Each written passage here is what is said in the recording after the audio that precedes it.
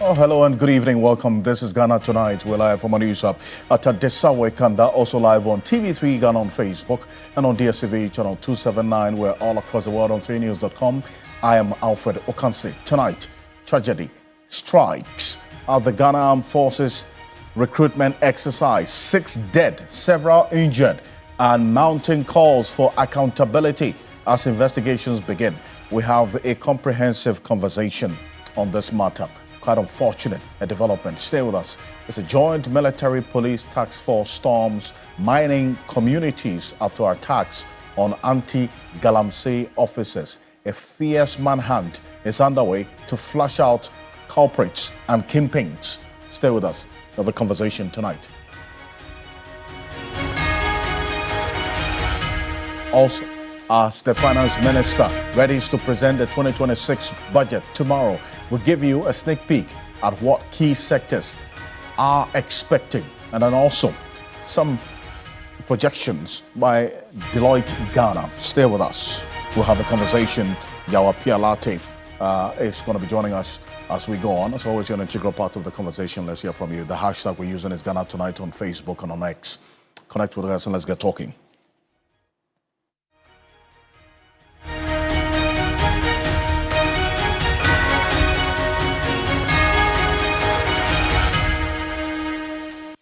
Let's settle for Ghana Briefs.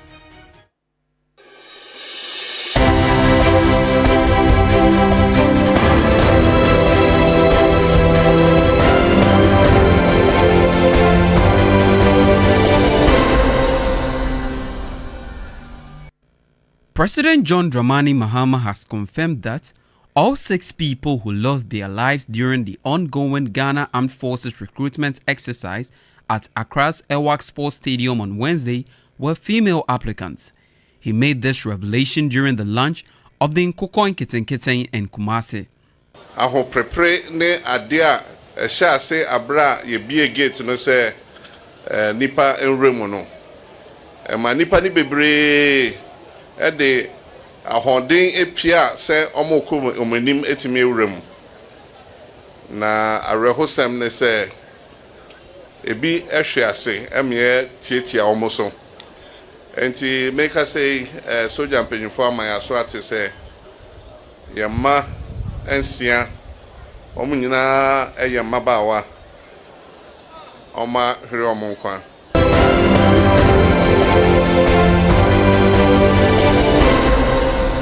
Speaker of Parliament Alban Bagbin has emphasized the need for the nation to rethink its recruitment process.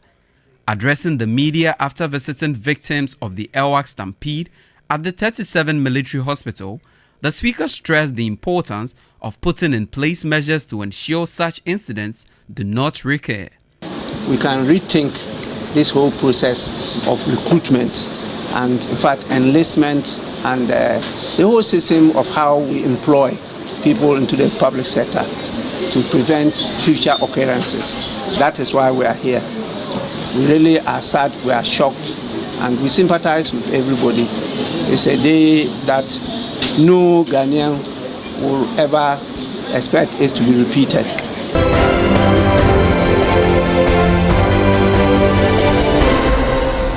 Acting Minister for Defense Dr. Kaseo Atuforsen has announced that a board of inquiry has been set up to investigate military recruitment stampede in Accra, which claimed 6 lives. Members of Parliament on Wednesday made a unanimous call for enhanced recruitment process as the House observed a moment of silence in the honor of the departed. The acting defense minister in his briefing to Parliament stated that 34 individuals were directly affected by the stampede, with some not even related to the enlistment or recruitment process. We are working closely with the Ghana Armed Forces, medical teams and law enforcement agencies to provide full support to the injured and to investigate the circumstances that led to this tragedy. Mr. Speaker, as a result, the Ghana Armed Forces has instituted an internal board of inquiry to investigate the causes of this unfortunate incident.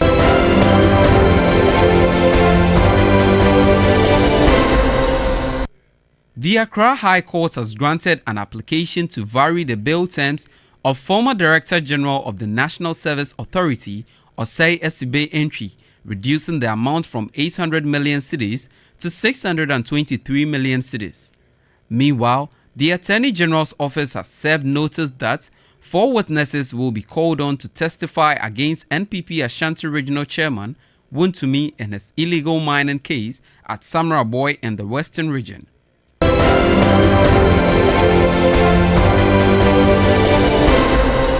As part of new passport reforms rolled out by the Foreign Affairs Ministry, persons who require passports within 24 hours due to essential reasons can have them processed at all passport offices across the country.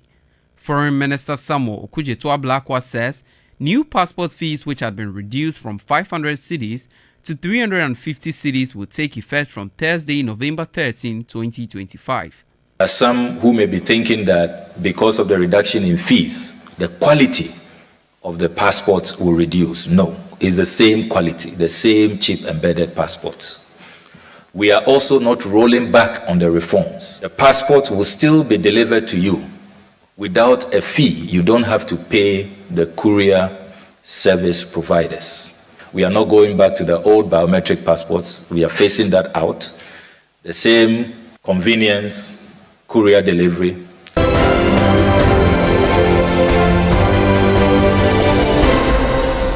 Ahead of the 2026 budget presentation, the Trades Union Congress TUC is calling on the Finance Minister to spell out clear measures for job creation, especially for the youth.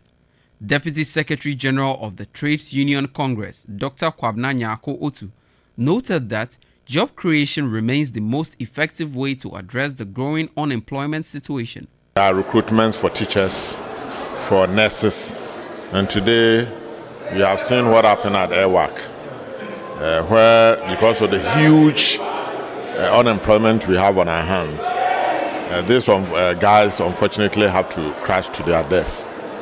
It's an indication that the unemployment challenge is huge and getting bigger by the day. So government must use the budget to attempt to address it.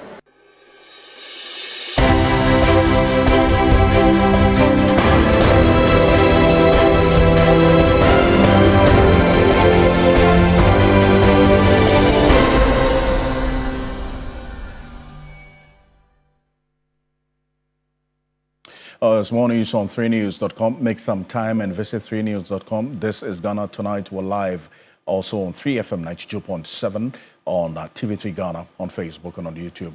And it's always proudly brought to you by Flamingo Paint, Simply Superior, Sasso Insecticide Spray, and Qualcomm Tum Tum Precom. It's a sad day, and that's coming up next year on Ghana Tonight. Tragedy strikes at the Ghana Armed Forces recruitment exercise. 6 dead, several injured, and mounting calls for accountability as investigations begin. We have a comprehensive conversation on this matter. Quite a troubling development from what we observe. Now, we're just going to show you exactly how the issues have played out, just for the uninitiated, how it all happened. In fact, we received a video from one of our viewers as of midnight today, between 12 midnight today and 2 a.m. This was the period that this video was taken outside the Elwak Sports Stadium. As of 2 a.m. earlier today, some of the recruits, persons hoping to be recruited into the Ghana Armed Forces, have started queuing, and some of them actually slept outside of the Elwak Sports Stadium. They spent the night there, and also a number of them joined them earlier today. So this is a video from one of our viewers who took this video at 2 a.m. This is the outside of the Elwak Sports Stadium. You see a number of them seated, others lying on the floor. They spent the night awaiting the opening of the Elwak Sports Stadium at 7 a.m. today. This is what we got as of 2 a.m. Vehicles parked there, people sleeping in the vehicles, the bucket of pickups, all these young men and women. As of 2 a.m., this is the video we got. This is how the outskirts of the Elwak Sports Stadium looked like as of 2 a.m. today. A clear reflection of the desperation and the level of despondency that we've seen, especially when it comes to the anger that young people have expressed about the increasing and mounting unemployment rate. The desperation that got them to this point, and what we got to see, at least per this video from one of our viewers, that was at 2 a.m. at the outskirts of the Elwak Sports Stadium. So, seeing this, there was a clear indication of what was going to happen during the day, because we also got information that others had already secured their spots in the queue, even though those who had to go early so as to be the early birds to get in there. But unfortunately, when the gates were opened, this is it. This is what happened during the day. Let's give you an idea of what happened earlier today, during the day, and unfortunately, what led to this stampede.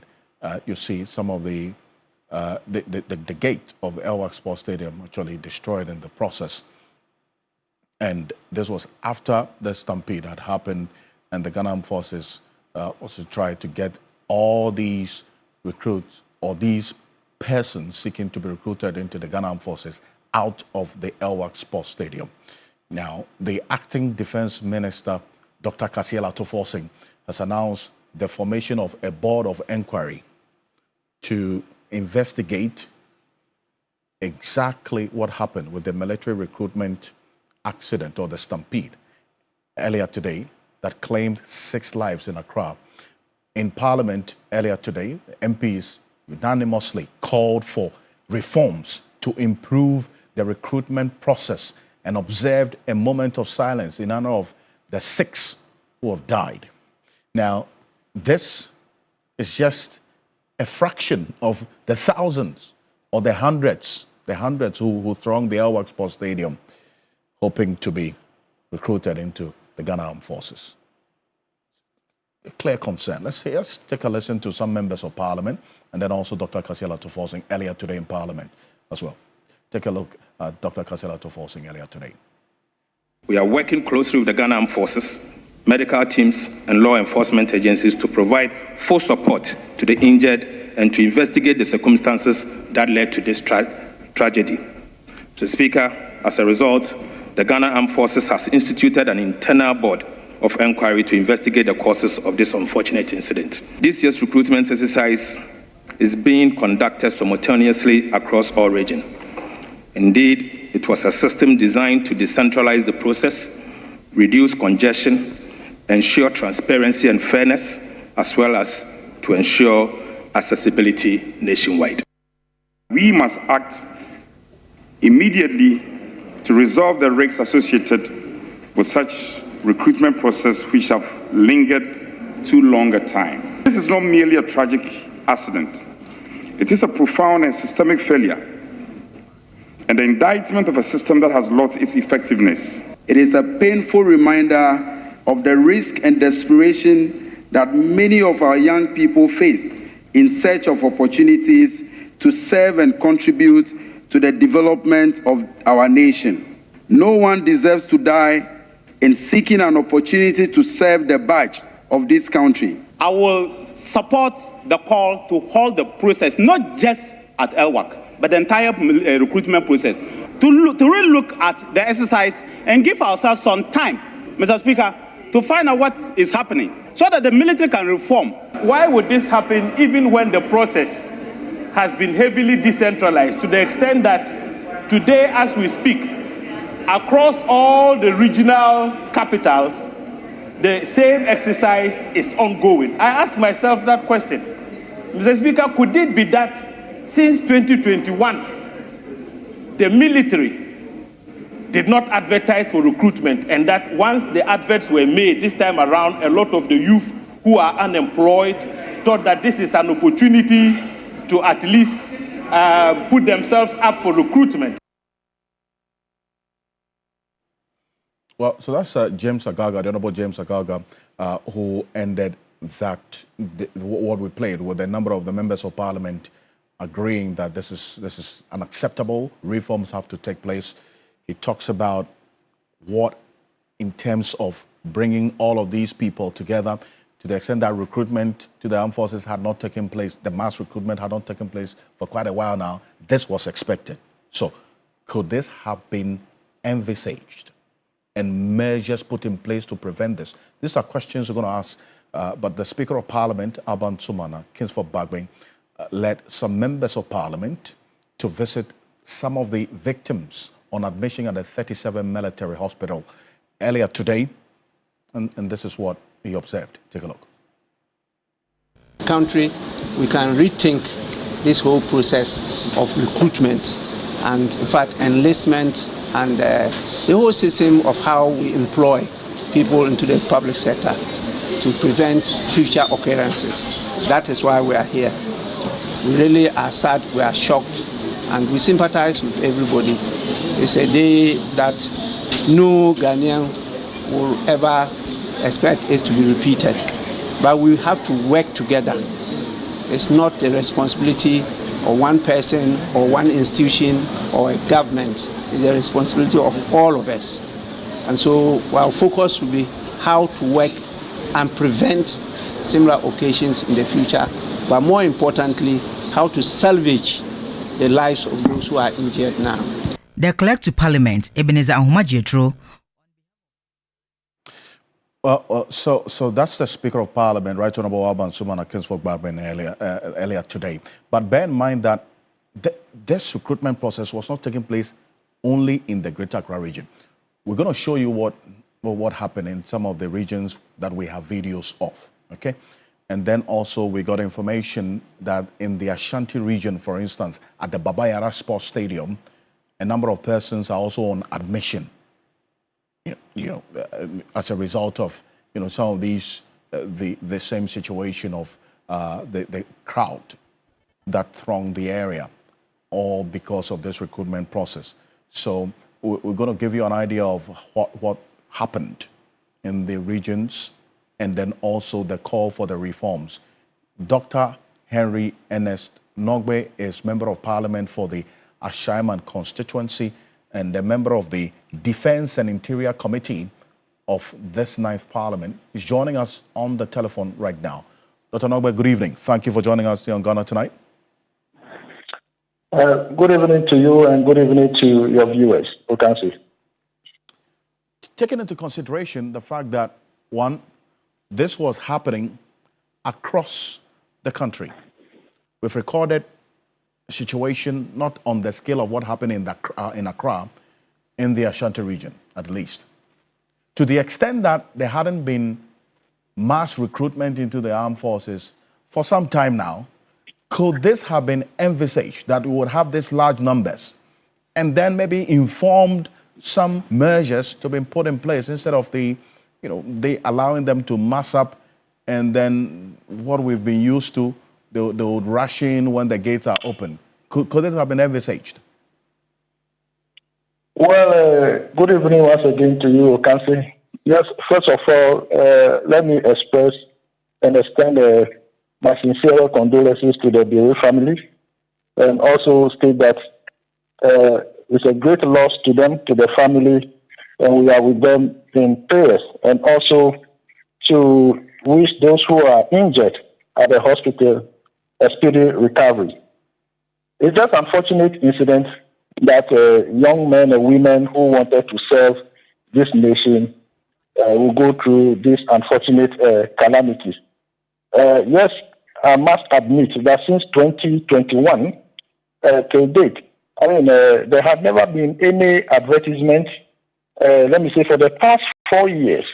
And so it is true that our young men and women who wanted to serve in the Ghana Army would have envisaged the numbers attending, because if you look at the number of people who applied, it's almost 60,000 people who have applied, and out of these 60,000, we have almost 30,000 qualifying for the next stage.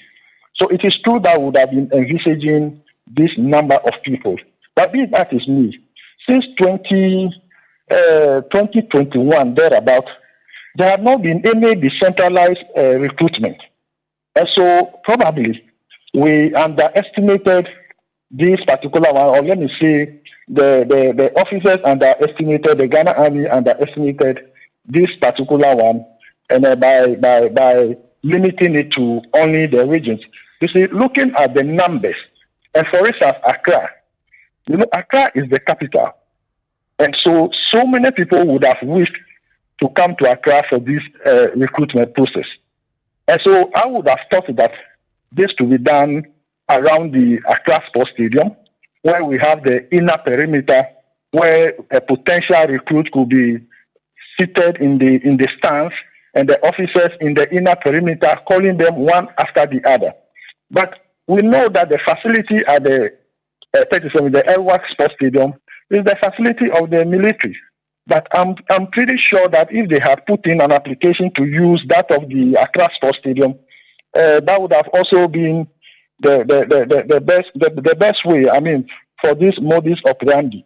And so yes, I can admit that the numbers are set up, we have increased, and we underestimate the process. And also, let me also state that probably when you look at the whole scenario and you listen to eyewitnesses, you realize that the gate was also not open early enough for the recruit as well. And so they were all gathered in front of the gate before the gate was open. And so you can understand, you can envisage that as soon as a gate is open for people who are rushing to enter into the stadium, they will just fall in like that, and that would have caused the stampede. So basically, yes, I think that we need a lot of reforms in these recruitment processes, as said by Mr. Speaker and some other stakeholders. So you're right about the expectation that a number of people from across the country will come to Accra. It's indeed confirmed, because my colleague Joseph Armstrong spoke to some of the recruits who will play that shortly. Some of them indicated they came from as far as Techiman, some from Tamale to Accra. To even though the process was taking place in their regions, they also decided to come to Accra. So you're right about this. And this is not the first time we've seen this. So you admit that, yes, this could have been envisaged and measures put in place to mitigate this. What should be the thinking in terms of reforms after suspending the process? Well, you see, we have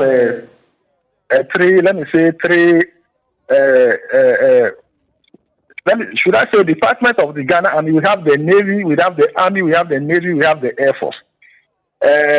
This will teach us a lesson that probably we could have done this based on the application of each candidate. So we take Ghana Army first, we give them time, we finish with Ghana Army, we finish with the Army, then we move on to the Air Force, we move to the Air Force after doing all these things, then we move to the Navy, we stagger them just like that, and then attend to them. When we take that into consideration, probably the numbers that appeared this morning would have, but don't also forget that the number that appeared this morning were not only qualified potential recruits. The unqualified, the disqualified ones were also there thinking that they may have, access into the yard, or they may have any favors. And people also went there with their families. And so that has also added up to the numbers. So if you stagger it this way, Army, Air Force, Navy, given the specific period of time, we would have reduced the number. And also, now we have technology. So we could have even asked the recruit, take a picture of yourself. Full picture of yourself. Upload same into the system. We will use AI to check whether what you have put into the system is the same as a human being. So by so doing, so many people might have been disqualified even before the next stage. So whatever you would have, or the officers would have been engaging in, would be at the medical stage, where probably somebody has a crooked leg, somebody has a bow leg, whatever it is, that will be detected at those areas. So the modus operandi should be changed going forward, And there are a lot of things we need to put in place if we are going to continue with this process. If we want to maintain the status quo by crowding them at a stadium or a particular location for selection or body selection, etc., then probably we should have been doing it based by the application. So Army, Air Force, Navy, in that order. That would have also reduced the numbers. I see. Now, thank you. Kindly stay with me, Dr. Ernest Nogbe, because we also have Dr. Nanaya Kwada, who is the Executive Director of the Bureau of Public Safety, also joining us on Zoom. We have also joining us on Zoom right now, private legal practitioner, Justice Abdullahi, also joining us to share your thoughts on this. But then again, before we come to you, gentlemen, thank you for joining us. Ernest Bojajemfi, who is the Deputy Defense Minister, earlier indicated, in fact, corroborated what Dr. Kasela Atufor, the Acting Defense Minister, put out earlier. He said that there were 34 casualties. He gave a breakdown, including potential recruits and other persons who are not directly related to the exercise. So, Dr. Ernest Nogbe, you're right. So, yes, some of them with their family members. The Deputy Defense Minister says there are some of these casualties who are not even directly related to the exercise. 6 persons have been confirmed dead. 5 are in critical condition. They are in ICU. 12 are fairly critical. The rest are stable and under observation. And Justice Abdullahi, thank you for joining us. You say that heads must roll as a result of this incident, which Dr. Ernest Nogbe admits, yes, it could have been envisaged because of this 4 years of almost 5 years of mass recruitment into the armed forces and the location that was used. You still hold that view? As a country, we have not made any changes from the stone age of recruiting security members of our security forces. And to witness that patriots of this country in their prime ages have to lose their lives at such in such a time and under circumstances such as this, when all they wanted to do was to put their lives on the line to sacrifice for the protection of you and I, and they have to lose their lives simply because of the recklessness and the irresponsibility of the heads of our security agencies, particularly the Army, is very unfortunate. This is why I think that better measures could have been put in place. Better measures. And there are lots of measures that countries deploy in recruitment exercises. Amongst them includes, for instance, having smaller numbered units of people coming at a point in time, at every point in time, or segregating the numbers, having the most minimum numbers that can be dealt with in a particular day, always being invited. It's so easy to segregate and then administer the procedures. I remember my colleagues getting recruited in the British Army. It will amaze you how the treatment that they had to go through. Maximum of about 50 people were recruited in a given day. And guess the facilities that are afforded a potential recruit. Your ticket, your bus or train ticket are paid for by the state from wherever you are. Assuming you are in London and you are going to, let's say, Coventry or Birmingham for your recruitment, your bus ticket will be paid. You go and you have a hostel that or a place that you are going to live. Assuming it's a 2-3 days recruitment exercise, you are provided with accommodation. You are provided with feeding throughout the period that you spend there, and you are provided with a ticket back to your origin. Within the UK.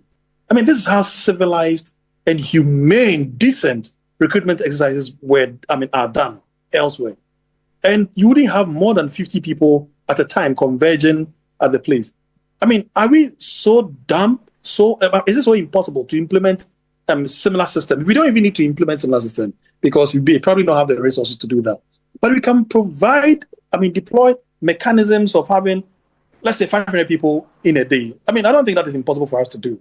500, assuming 500 people were coming, relative to over 20,000 people that converged today. It's so difficult to appreciate the intelligence and the mindset that went into this. Because nobody, I mean, with all the training that our heads of security agencies have been through, could anticipate that having such huge numbers of people there could result in the kind of stampede that happened. And guess what? There were no medical logistics available on site. Obviously, if they were, they would still have been overrun because of the circumstances of the situation. So all you do is to ensure that you have the people coming in batches. Even if it's 1,000 a day, right, you know that you can adequately serve 1,000 people. You have a standby medical team to attend to. And on that point, the questioning, what could have gone into the preparation, the Ghana Armed Forces put out a statement earlier today. They say they deeply regret to inform the general public of the tragic stampede prior to the commencement, as it goes on and on at the Elwak Sports Stadium. Preliminary investigations indicate that the stampede was triggered by an unexpected surge of applicants who breached security protocols and rushed into the gates ahead of scheduled screening at about 6:20 a.m. The unfortunate incident led to the death of 6 potential recruits and many others injured. The injured are currently receiving emergency medical care at the 37 Military Hospital. Ghana Armed Forces assures the general public that medical teams are working tirelessly to stabilize affected individuals. Meanwhile, the arrangements are being made to notify the families of the deceased, and they extend their deepest condolences to the families of the deceased and wish a swift recovery to those injured. Justice Abdullah, I'm going to come to you, but Dr. Ernest Nogbe, you're still with me. Dr. Nana Akwada, just to bring you in on this point that the Ghana Armed Forces makes, okay? The first few lines, they say that this stampede was triggered by an unexpected surge of applicants. And I established with Dr. Ernest Nogbe, who is a member of the Defense and Interior Committee of Parliament, that indeed, to the extent that almost 5 years there hadn't been mass recruitment to the Ghana Armed Forces, you don't need any data research or soothsayer to tell you that there was going to be an unexpected number of persons, huge numbers, applying.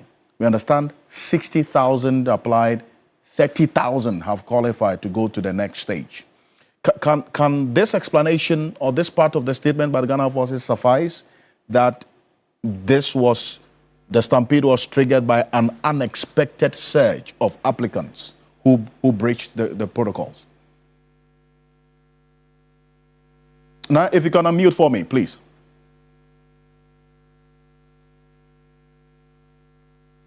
Thank you, Alfred.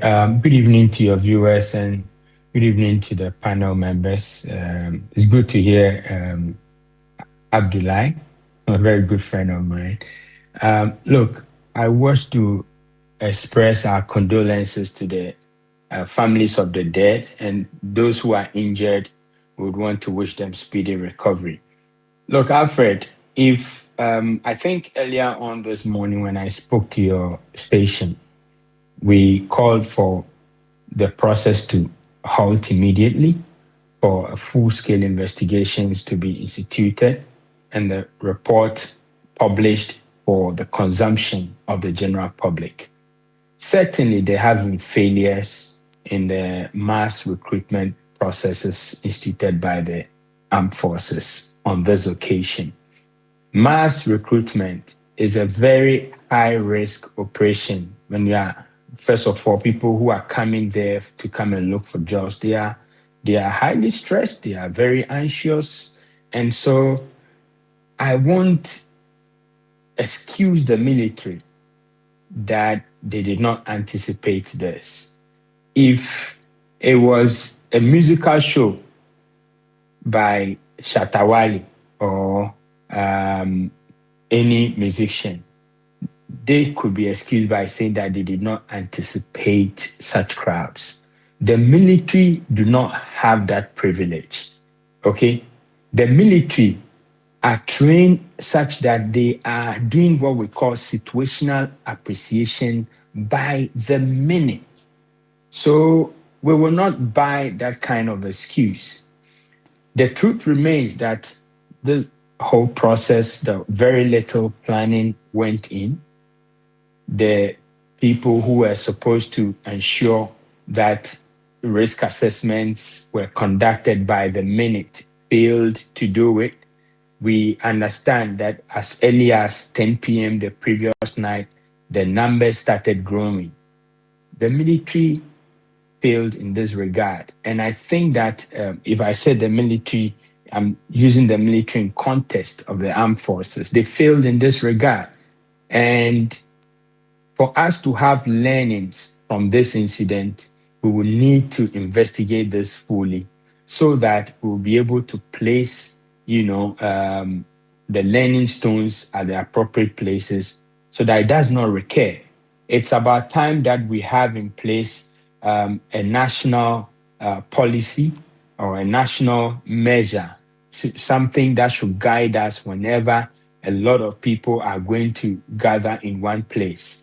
We do not have any such thing. The fact that paramedics were not on site when people were collapsing here and there shows a gap. The fact that probably the police were not on site, or if they were on site, they were not there in their numbers. So it was incumbent on the military to provide crowd marshals. My understanding is that these were not in place. So we have failed, and unfortunately we did not fail any group of people than the generations of tomorrow. As we speak today, 6 lives have been lost, 6 precious lives that were not going to rob, they were not going to a concert, but they were only going to look for the opportunity to serve Mother Ghana. And that is how serious we as a people should take it. And I'll tie in with the call by Abdullah, counsel, that, look, following the investigations, if it is established that there were gaps in place, gaps that we could have anticipated, there were lapses that we could have seen to address, and we failed to do so, then we must hold people accountable. We have made people get off the hook so many times in Ghana, and that's why some of these things happen, repetitively. If we begin to build a culture of accountability within our body politics, I believe that anybody on public payroll will begin to think about this work. They will begin to process the way they do their work, especially when it involves human beings. And I think that we have to come to that stage before we can see a semblance of discipline, a semblance of sanity in our, general spaces.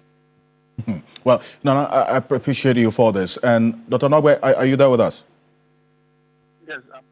Yes, and in a minute, where or which of the areas of focus should this investigation take? In a minute, this investigation that has been instituted into this stampede.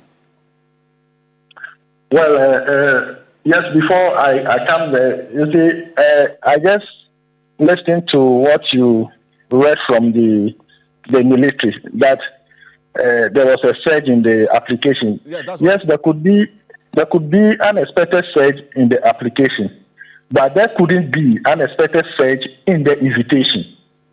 You understand? There couldn't be unexpected surge in the invitation.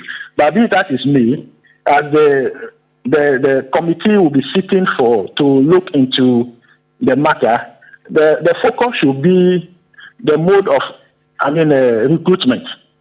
The mode of recruitment in the country, the processes, the application, the processes, and then the final stage of the recruitment. The whole process and procedure must be looked into, and then suggestions should be made for the military. Mr. Speaker also directed that the Defense and Interior Committee should look into this matter as well. So I'm pretty sure that we'll also be doing our bit And as and when we are also invited to appear before the committee to offer our suggestions, we may do so. I see. Dr. Ernest Nogbe, thank you very much for joining us. Dr. Ernest Henry Nogbe is Member of Parliament for the Ashaiman constituency, also a member of the Defence and Interior Committee of Parliament. They also have a keen interest in how things are playing out. This recruitment exercise happened across the country. In the Ashanti region, I'm going to show you this video. This is what happened at the Baba Yara Sports Stadium, where we understand that some persons also sustained some injuries as well during a situation of the crowd that thronged the stadium for the same military recruitment screening exercise held at the Baba Yara Sports Stadium. So this is what happened. These are the scenes from the Baba Yara Sports Stadium as well. A clear reflection of the numbers. And you hear Dr. Ernest Nogbe talk about the numbers, okay? That if the military says that the stampede was triggered by an unexpected surge, obviously these persons were invited for the exercise. So if it was an unexpected surge, there was no unexpected invitation because they were invited to be there. 60,000 up and then 30,000 now that are qualified for the next stage. That's what we do now.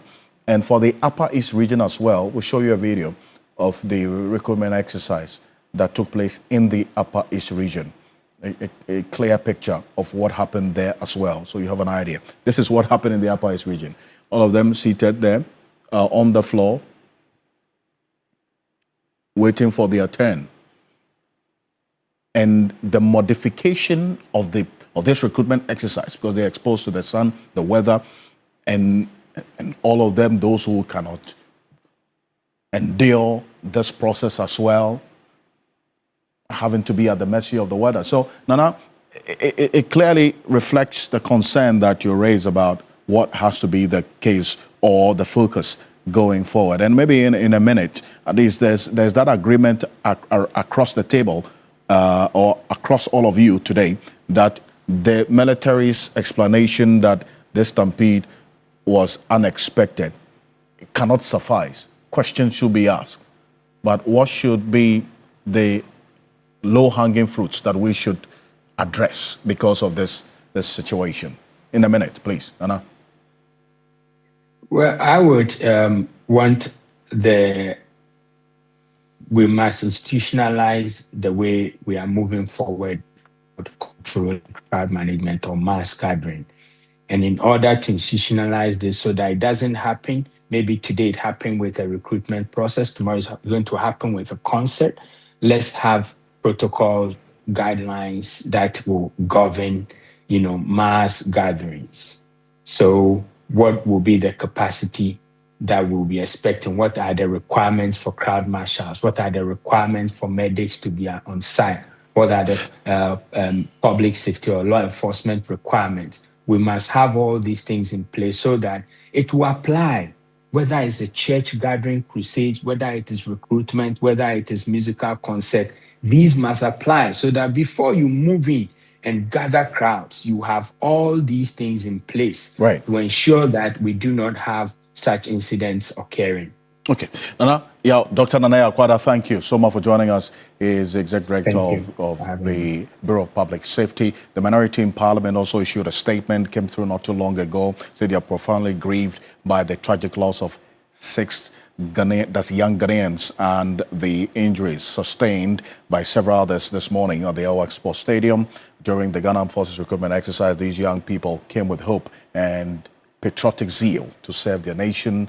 They deserve protection, not peril. A stampede that claims 6 lives at a routine recruitment event is unacceptable.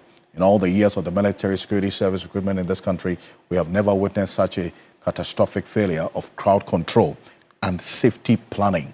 They are demanding a number of things, including an investigation into this, and then also questions. First, that this investigation be truly independent, thorough, and time-bound, with its findings made public within 14 days. They've put a timeline to the period of the investigation. They say they want to hear the details of the investigation within 14 days.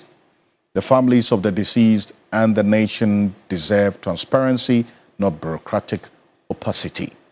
Also, second, that immediate interim measures be implemented to halt all recruitment exercises until adequate crowd management protocols, emergency response systems, and venue safety standards are verifiably in place.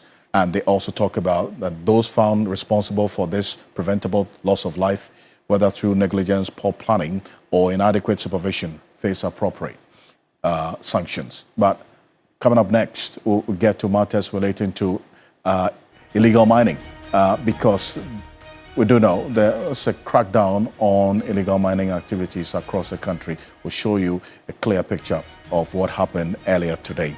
That's coming up next. Stay with us.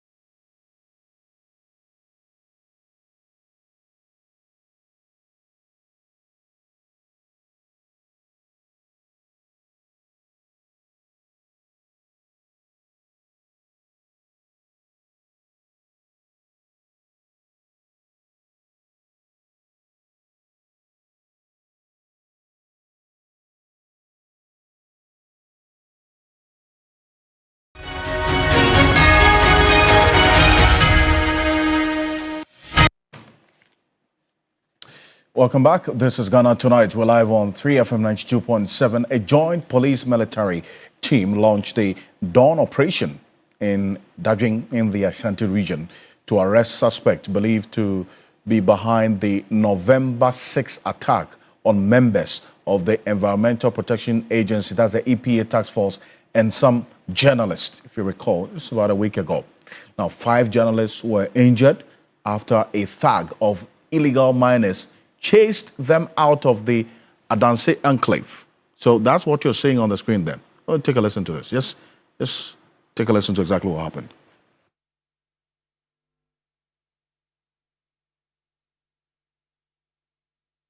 Service and the army combined.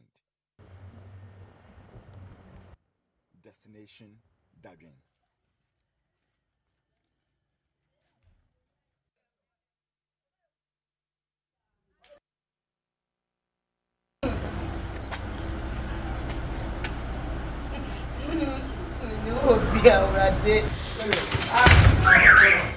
Hey, no, wait. Be a phone now, Hey, get up now. Get up. Yes, this is where a thug of illegal miners attacked the executive director.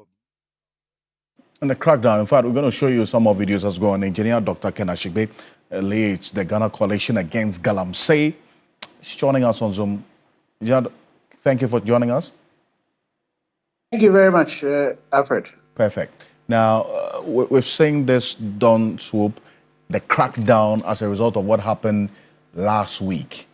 And then also the information we're getting, this was not the only operation. In fact, there are quite a number of them across the country between yesterday and today. How should this momentum be sustained so it doesn't become a flash in the pan?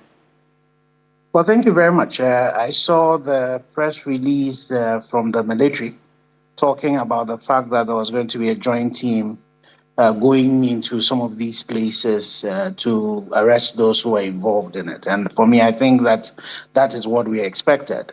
The military tends to be our, the last resort that we have. And so when we get these organized criminals who are leading this Galamsey and environmental crimes, be able to attack our military and the state does not respond, it would leave the state being very weak. And what it would just do is that it would embolden other people to get involved in this dastardly act. So for me, it is good that we are getting this joint operation going and everybody should be flashed out. And I will appeal to citizens, Ghanaians, that if you know of anybody who was involved in this criminal activity, please, give the information and let them be arrested. And it's important that once these arrests are made, we see what the next thing is beyond it. And so I am happy that this particular operation is happening. And I'm also happy, especially that they're doing it by the law. And, there was information that also had gone out. And I'm hoping that the intelligence community is also helping them so that we'll be able to pick all of these people out. And we need to make, everybody know what has happened to them so that no community again would dare think that they could get involved in these things and get away with it. I see. Now, one of the major issues with the NIMOS is the lack of the logistics required and then also the resources needed. The budget is going to be read tomorrow. What do you expect? Well, again, so that's one of the things that some of us have been, who have been following up since we had that meeting with His Excellency the President, has been the resources that are required by those we have put in place to be able to fight this. And there's some minimum, resources that are required in terms of vehicles, in terms of accoutrement, for these men and women to be able to do this. So we are hoping that with this catastrophe that is staring us in the face, the NIMOS team would be properly resourced. The EPA as well. If you saw some of the vehicles that were involved in the accident when this thing happened, this is not the kind of crisis that we're confronting with, the kind of war that is being, waged from within. This is not the kind of vehicles that you expect to be used. So I will be hoping that the Minister for Finance would, allocate some significant amount of money for 2026. That will be in the budget.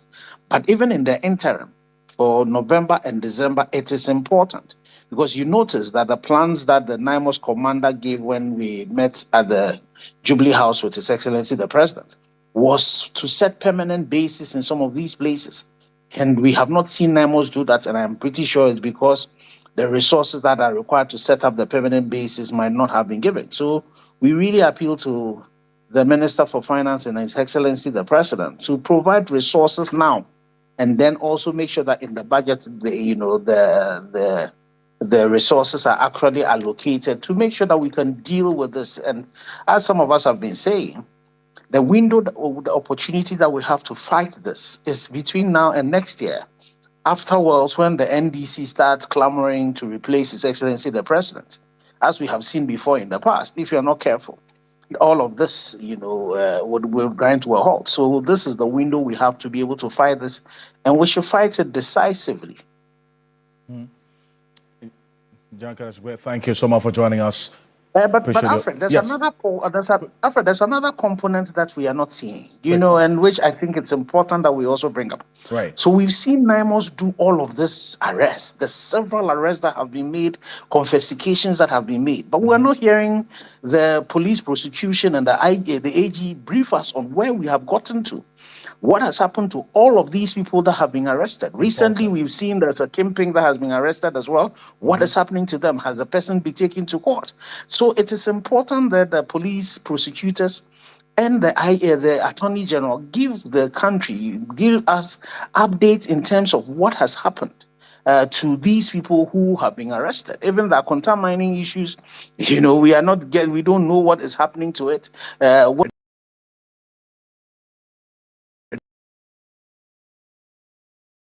Concerned, we need to ask the Attorney General, we need to ask the IGP and the police prosecutors to be able to give us an consent.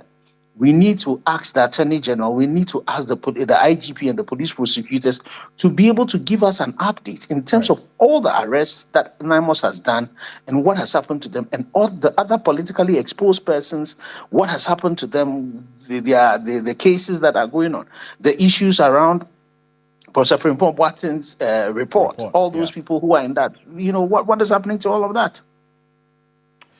General Kashwe, I appreciate you for this. And, these are very, very important, germane questions you're asking. We're going to stay the steam on it and get some answers to it. Thank you so much for joining us tonight. Some answers to it. Thank you so much for joining us tonight. General Dr. Kenashigbe leads the Ghana Coalition Against Galamsey. Thank you for joining us. On behalf of the rest of the team, we do appreciate your company. Join us same time tomorrow. I'm Alfred Ocansey. Have a good night. Ghana Tonight is brought to you by